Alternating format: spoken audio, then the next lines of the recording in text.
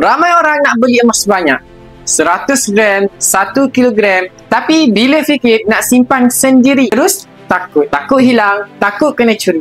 Padahal ada cara selamat dan mudah. Jangan lupa follow dan save video ni untuk rujukan akan datang.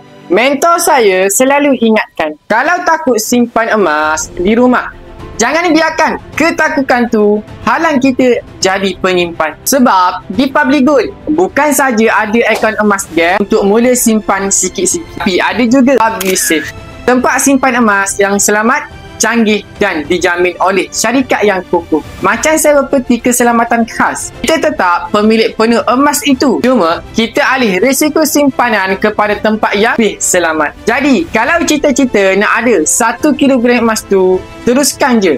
Jangan takut simpan sendiri, sebab sekarang dah ada tempat khas yang boleh lindungi harta kita dengan selamat. Ingat, lindung nilai harta bukan sekadar kumpul harta. Okey, bagi tuan-tuan yang mana berminat untuk simpan emas di Public Gold, boleh saja klik link di bio saya. Saya akan bantu anda sebaik mungkin.